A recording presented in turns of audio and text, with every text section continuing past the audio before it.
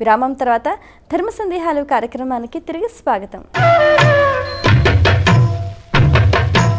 మరో ఉత్తరం చూద్దామండి. ఈమెయిల్ ద్వారా కేశవ రాస్తున్నారు, ఇంటి ఆవరణలో తెల్ల జిల్లేడు చెట్టు ఉండవచ్చా, దానికి నిత్య పూజ చేయవచ్చా, వివరించండి అంటూ రాస్తున్నారు. ధర్మశాస్త్రం ప్రకారం ఇంట్లో జిల్లేడు, రేగి ఇలాంటి ముళ్ళు ఉన్న చెట్లు, పాలు ఉన్న చెట్లు ఉండకూడదు. ఉండవచ్చా? తెల్ల జిల్లేడు కానీ జిల్లేడు కానీ ఇంట్లో ఉండకూడదు. తెల్ల జిల్లేడును మంత్రోపాసన చేసేవారు ఆరాధిస్తారు. అది సూర్యునికి ప్రియమని, గణపతికి ప్రియమని, అంబికకు ప్రియమని శక్తి ఉపాసకులు ఆరాధిస్తారు. వారు కూడా వేరు తెచ్చిపెట్టుకుంటారు, చెట్టు పెట్టుకోరు. ఇంట్లో చెట్టు పెట్టుకోరు, పూజా మందిరంలో వేరు తెచ్చిపెట్టుకుంటారు. ఆ వేరును కొన్ని జిల్లేడు వేర్లు గణపతి ఆకారంలోనే వస్తాయి.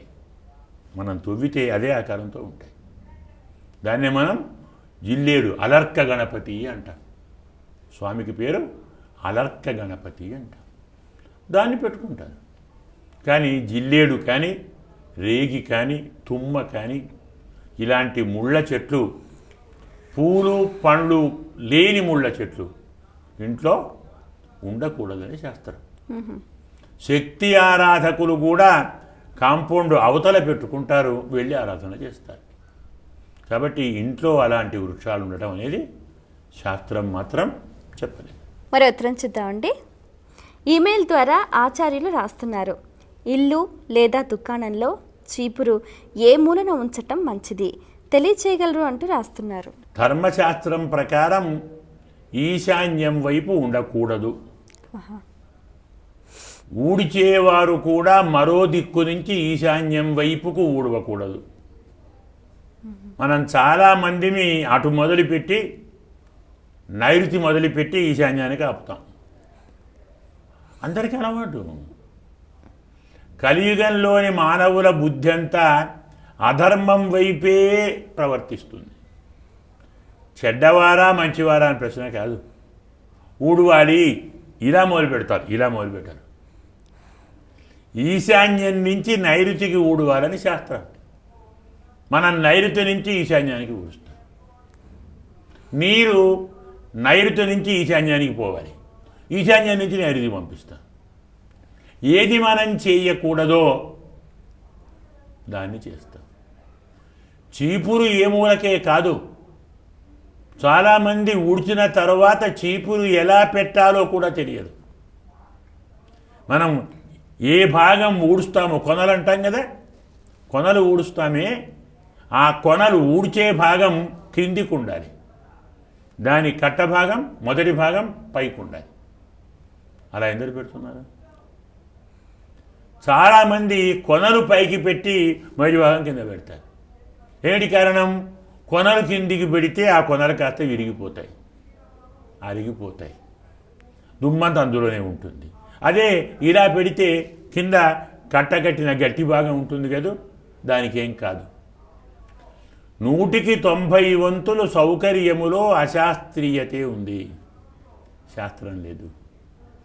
మనకు సౌకర్యము అనుకుంటే, మనకు కొంచెం ఏదో సంతోషం లాంటిది కలుగుతుంది ఈ పని వల్ల అనుకుంటే, భాగవత ఆచార్య సంబంధ విధాన వివరణలో తప్ప తక్కిన అన్ని చోట్ల శాస్త్ర విరుద్ధమే ఉంటుంది. అలా వెళతాం మనం. భోజనం చేస్తున్నప్పుడు చెంబు, నీళ్ల చెంబు, గ్లాసు ఎడమపక్క పెట్టుకుంటాం. పెట్టుకోవచ్చా?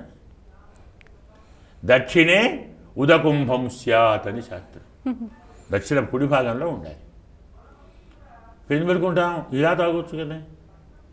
ఇటు ఉంటే ఇలా వంగి తీసుకొని తాగా. అబ్బాయి ఎంత కష్టం అండి. కుడిపక్క ఉంటే అసౌకర్యం, ఎడమపక్క ఉంటే సౌకర్యం. ఈ సౌకర్యమే అశాస్త్రం. శరీరానికి మనస్సుకు సౌకర్యం కలుగుతున్నది అంటే శాస్త్ర విరుద్ధం అవుతున్నది అని అర్థం. ఇబ్బంది పడాలి, కొంచెం బాధపడాలి, కాస్త కష్టపడాలి, కొంచెం సహించగలగాలి, అప్పుడే ధర్మం యందు ప్రవృత్తి కలుగుతుంది. కుడిపక్కే నీళ్ల పాత్ర ఉంచుకోవాలి, భోజనం చేస్తున్నప్పుడు కుడిపక్కే ఉండాలి.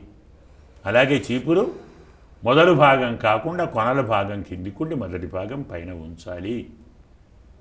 నైరుతి నుంచి ఈశాన్యం కాదు, ఈశాన్యం నుంచి నైరుతికి వెళ్ళాలి.